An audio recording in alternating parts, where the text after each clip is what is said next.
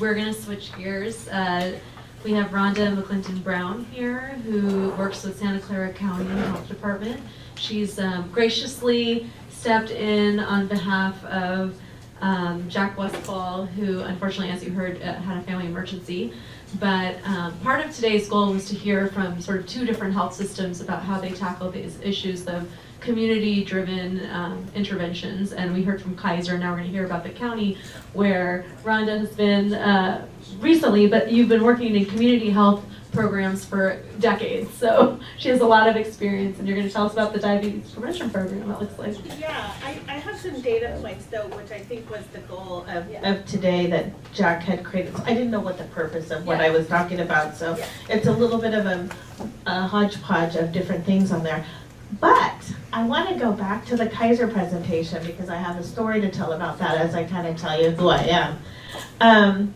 I've worked, I work at the Public Health Department right now. I'm the branch director of the Healthy Communities branch. I've just only been there since full-time since May. Before that, I was here at Stanford for about 11 years. I was the executive director of the Office of Community Engagement, where we really supported community engaged partnerships across the missions of the School of Medicine, so research, clinical, and education. But before that, I spent about 18 years working with community health centers, the last 12 of those 18 at Community Health Partnership. And Community Health Partnership, I have to go back, there's a joke between clinic consortiums in California that my baby, who's 21 years old, when he was born, we signed a statewide partnership with community health centers in Kaiser Permanente. So we always judge the time period of this Kaiser clinic partnership by the age of my son, Elijah. So in 1998, we formed a partnership with Kaiser Permanente. And one of the first things that happened was Kaiser invested in community health center consortiums to help us build capacity to work with clinics on clinical initiatives. So really build some clinical expertise, really help move agendas forward, quality improvement agendas forward, so we got staffing in place. We started doing diabetes collaboratives and creating opportunities for learning collaboratives, joint quality improvement initiatives, clinical collaboratives. Moving forward to 2007, Kaiser came to us and said, hey, would you like to implement phase? So one of the last things I did at Community Health Partnership before I left is I wrote a big grant to Kaiser.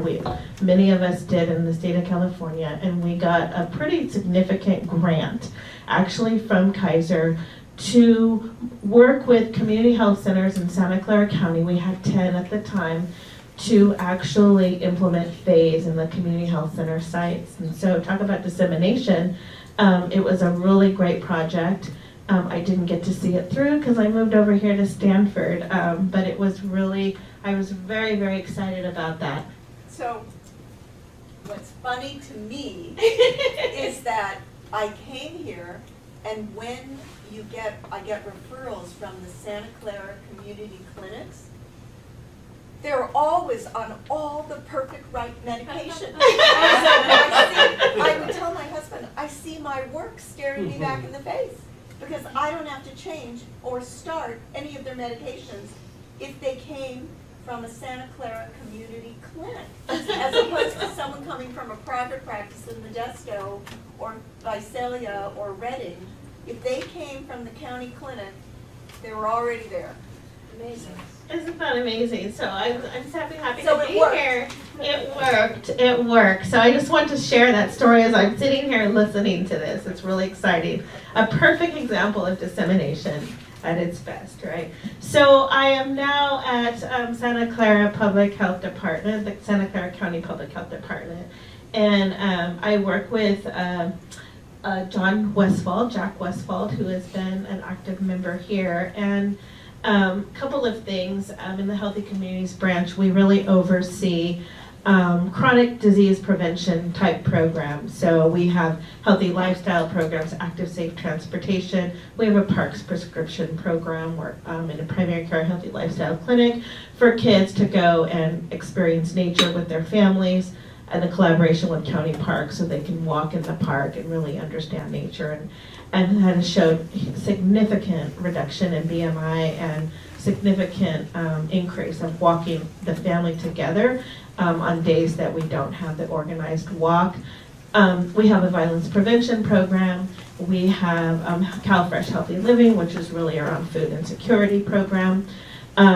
We have Healthy Cities program that really works with city jurisdictions on health and all policy kind of things around built environment, sugar sweetened beverages, healthy policies at city jurisdiction level. And then we have a tobacco control program that's very, very active on policy and systems change around tobacco prevention, including vaping and youth related activities. And then we have our diabetes prevention program. So mostly I'm going to relate to what we talk about today related to that program. But first I want to talk a little bit about data that we have. So as you know, Santa Clara County is a very diverse county. We're really about a third in many respects. 2/3 of our residents are foreign born. By 2060, Asian Pacific Islanders and Latinos are expected to be the majority of the county's population. Most adults have at least a bachelor's degree in this county, so compared to other counties in California and nationwide, Santa Clara County is a fairly highly educated county, and we have incomes that are higher than the rest of California and most of the nation. However, we still have a higher percentage of African American and Latino children that live in poverty in the county. So just to see who we are in this county, we're about 30% Asian Pacific Islanders, 27% Latino, 34% white, and 2% African American. And just a point about African American, unlike most other urban areas, there really is no neighborhood where Black people live anymore in this area. East Palo Alto, in some respects, in Menlo Park used to be that, but no longer. But particularly in Santa Clara County, we're pretty much sprinkled across the county, and in some respects, higher educated. And so population-based approaches really are more effective for African ancestry populations than a place-based approach that we can do for some Asian subpopulation and Latino populations. Foreign born, so about 2/3 of the residents in Santa Clara County are foreign born. Oh, it's not popping up for some reason, the percentage is, it's not translating. That's interesting. About 80% of Asian Pacific Islander residents ages 5 years and older speak a language other than English at home. So 7 in 10 Latino residents ages 5 years and older speak a language other than English. Well, that's going to mess me up if none of my values come, because I don't have them all memorized. This just goes to show you the educational attainment, and compared to California, pretty significantly across races, we have a higher educational attainment overall. Oh, this one shows up. So median income. You can see the median income in California on the right. Per capita income is in the orange, and median income is on the blue. So it's about $61,000 statewide. But of course, in this county, our income ratios are significantly higher. This presents a problem when you're dealing with underserved populations, because while we also have one of the highest incomes in the nation, we have one of the highest income disparities. So we also have some of the lowest incomes as well. And in some places, in a few places in the county, we have the highest income disparities within the same geographic region, which is also really challenging. Individual poverty. California, about 16% of the people live at 100% of the federal poverty level. So how many of you are familiar with what the poverty levels are, federal poverty levels?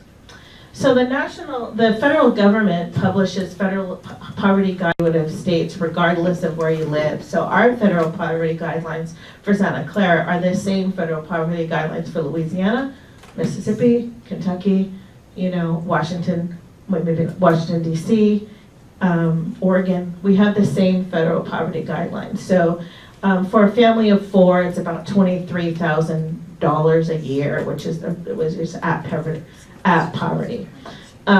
So if you think about a family of 4 here in this county surviving on $22,000 a year, it's really, really challenging to think about that. Versus a family of 4 living on $22,000 a year in Louisiana or Mississippi, not as difficult, right? And so there are no adjustments for federal poverty level by state, which presents a significant challenge for us. Yeah. Unemployment rate is not showing again, but higher percentage of African American at 13% compared to the county as a whole. Cost burden. So what the cost burden really has to do with is the percentage of our salaries that we spend to live. So either to own our home on a mortgage or to pay our rent. And people's quality of life is really dependent upon how much we spend for our living expenses, right? And so the marker really is about 30%. Technically, we should not pay more than 30% of our salary toward household incomes to live a comfortable life. That's kind of the marker. And so what this chart is saying is Latino and African American residents have the highest percentage of owner-occupied housing units with a mortgage that pays 30% or higher of the household income for selected monthly owners. So it's 50% for African Americans spend 30% or more of their salary on their mortgage, and 30% for Latinos, which is higher than other ethnicities. And then when you look at rent, it's the same thing. It's 60% for African Americans and 57% for Latinos. I try to keep data on average rent in the county, but it's hard to keep it up because it's changing so fast. So I don't really have the current data for rent, but I think it's like $2,600 a month. I think for like a 2-bedroom is the median. So death data. What does the death data look like? Dr. Westfall created this chart around diabetes. This is what diabetes looks like in Santa Clara County. If you just kind of zone in on the darker brown area on the south is Gilroy, the blue area in Morgan Hill, the light blue area in Morgan Hill, and kind of on the foothills of the east side of San Jose. And then in the middle area is kind of San Jose West and the tips of San Jose South, kind of where I'll walk over here so I can show you. This is kind of where Highway 85 meets 101. This is Highway 85 going north, and this is the east foothills of San Jose. So this is really 101 going south. Just the white kind of sockets, there's no data. These pockets here. Or like Sunnyvale. Yeah, so white is where the incidence is significantly lower, so it doesn't show up at all, right? Comparative to the other data. Yeah. So what is the spot near Palo Alto? I know, right here. What is that? I was trying to look at what this is, because when I'm looking at it, to me, it looks like Rancho San Antonio Park.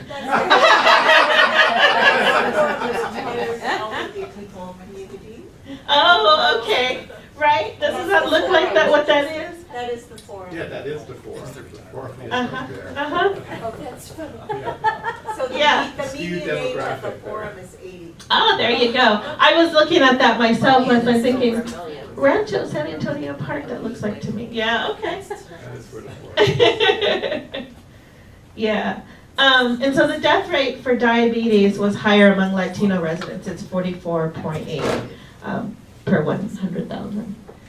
The heart disease, this is what heart disease looks like. So slightly different if you look at, some of them are the same. So again, you have I'll send you the slides. the highest incidence really is Gilroy. Does anyone here live in Gilroy? Yeah, so Gilroy, you can see, It's a large Latino population, and it's the lowest salary-wise or income in Santa Clara County, and the least amount of college-educated yeah. in Gilroy. And there's a little bit of a divide, so this area here, it's not all of Gilroy. So, Well, the northwest side, you have a lot more of the commuters. Yeah, yeah. Some of the new housing. yeah. That's the oldest area of Gilroy. that- Yeah, I Mhm. think she's on the east there. Yeah.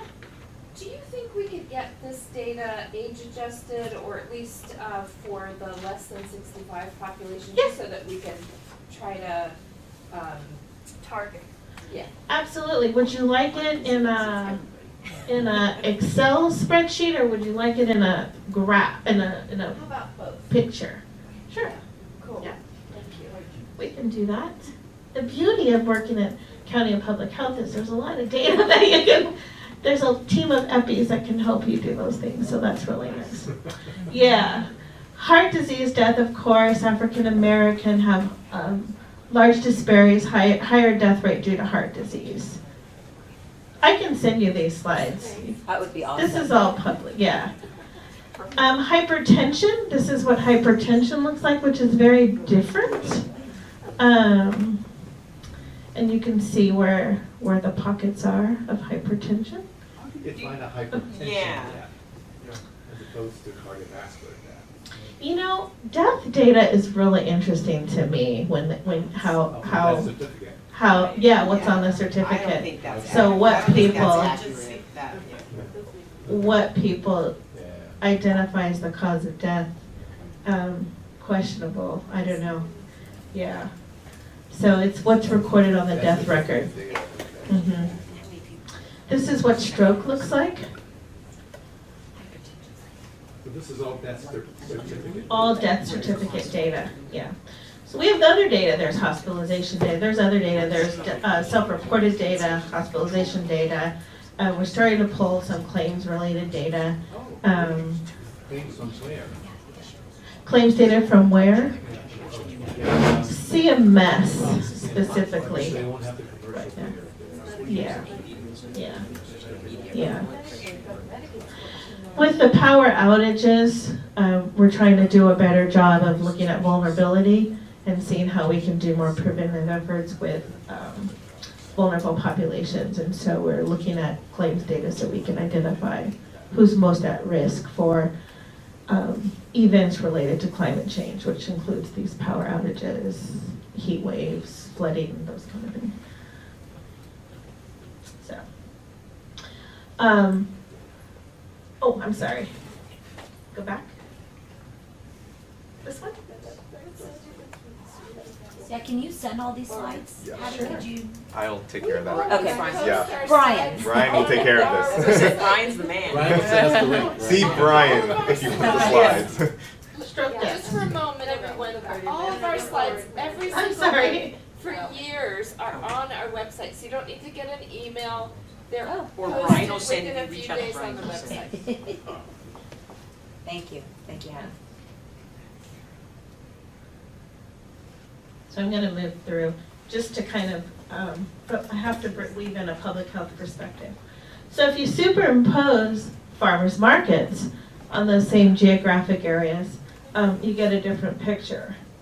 The places that have the most disease also have the less availability to farmers markets. And if you were to superimpose fast food restaurants, which I didn't, we have that data and I didn't pull it, you would see the reverse. You would see a high incidence of fast food restaurants, liquor stores, smoking vape shops, and less farmers markets, and in some of the areas also less grocery stores. Here's the grocery stores. Yeah. So there's less grocery stores also in the areas where you saw some of those things taking place. Yeah.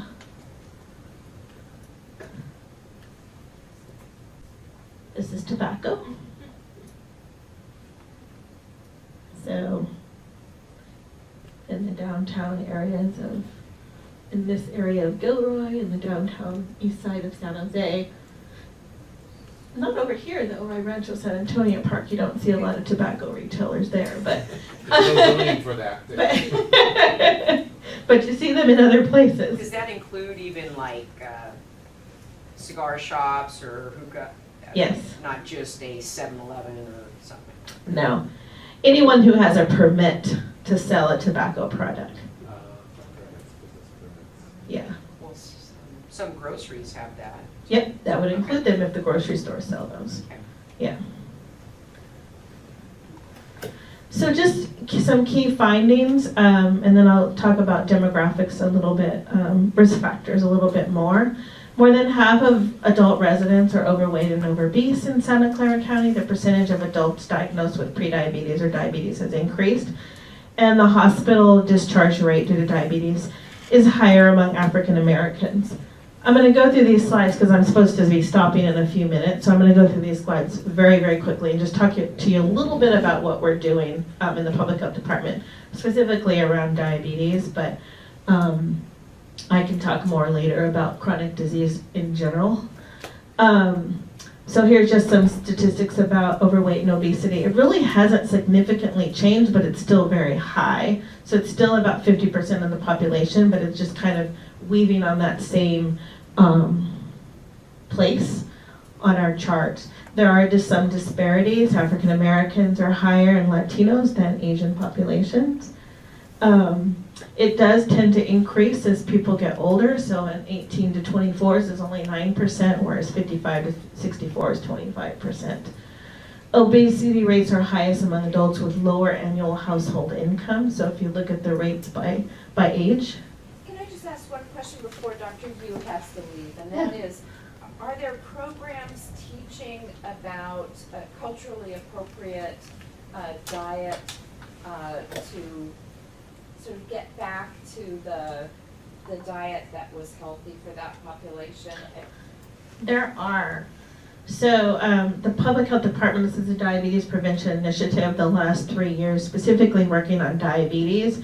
The 3 focus areas were awareness, so type 2 diabetes risk factors and awareness, know about it, know your, and screening and referral, so know your status, and then access to diabetes prevention resources and advocating for increased coverage for diabetes prevention programs. So there's quite a few programs out there. There are some diabetes programs that follow Kate Lorick's model here from Stanford, the self-management model. They have that at the Health Trust. There's been many trained organizations that implement that 6-week program.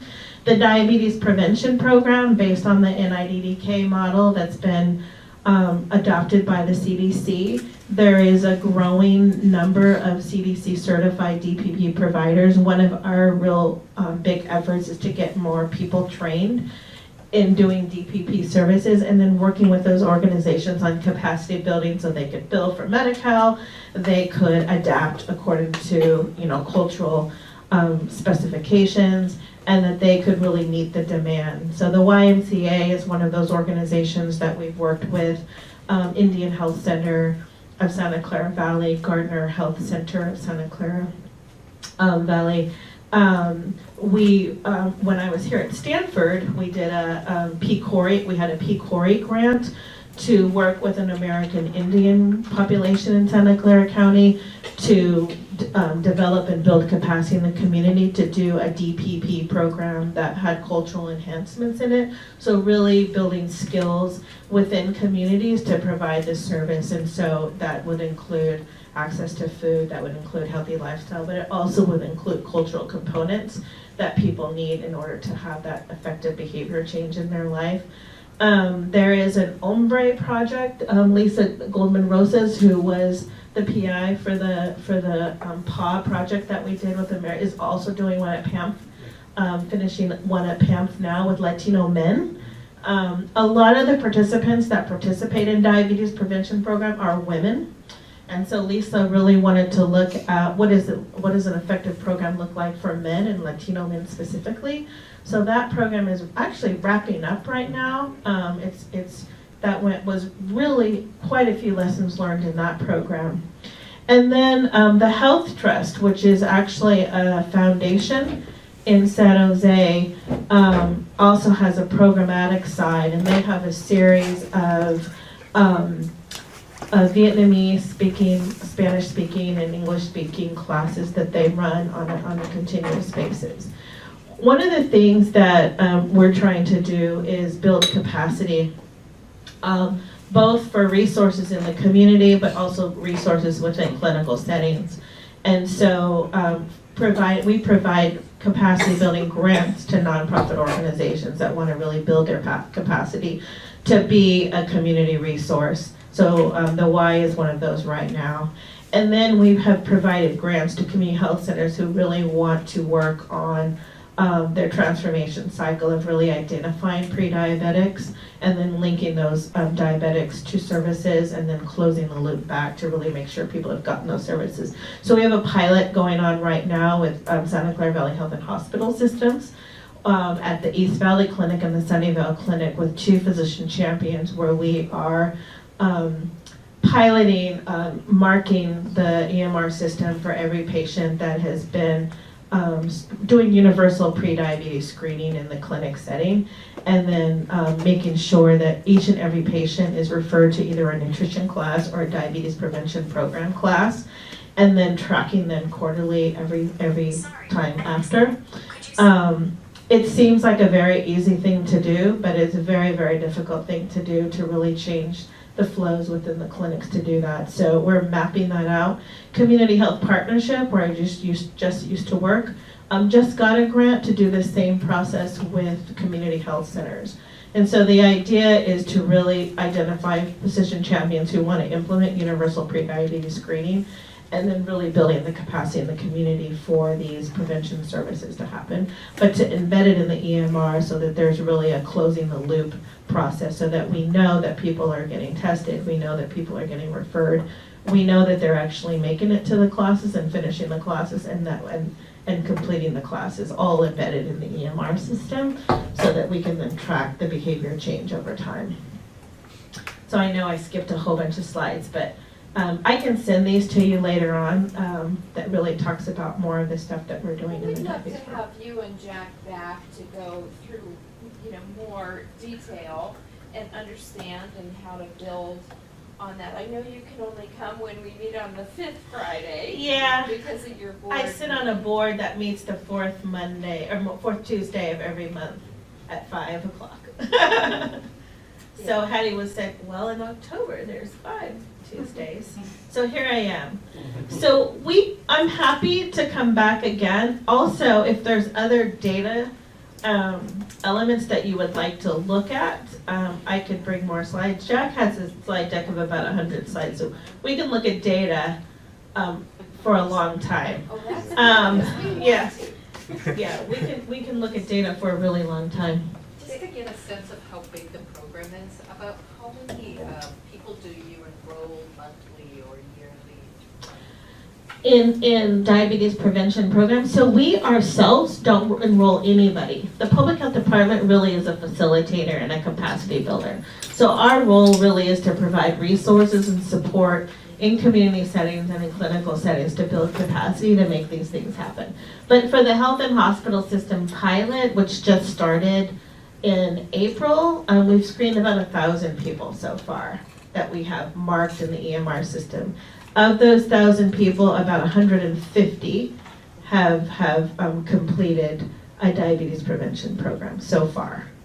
And we're not done yet, so there's lots of kinks in our flow. We're still, a work in progress. We're still making those improvements as time goes by. But just to give you a sense of what that could look like in one of the pilots. Yeah. Any single last burning question? Otherwise we can, yes, Victoria. So awesome program. So question being the fact that diabetes is such a huge risk factor for heart disease and the patients going through a prevention program, what's happening then from that to identify if there is disease? So the vision, this project will be going for another year, is to track the patients over time and look at what their hemoglobin A1Cs are right now. That's the first marker. And then spreading this So spreading it clinic-wide and then spreading it across the whole health and hospital system. Baby steps. It'll take a while to make that happen. There is very inconsistent screening for prediabetes right now. So getting the system so that it could be universal within the health and hospital system was the first step. Whether or not we're now going to add markers for other cardiovascular disease, we haven't really talked about that yet. This is all about preventing diabetes, the onset of diabetes. I want to thank everyone again for coming. I think we started off talking about changing behaviors, implementation, the things that we're going to do coming together to make Santa Clara County get towards zero preventable deaths from heart attacks and stroke, heart disease and stroke. And I think we're already seeing some of the great resources at our fingertips. So let's continue this. And if you guys have ideas for topics, just email Hattie and Brian and Megan, and we'll get to them. You guys are free to eat and chat and drink wine outside. Thank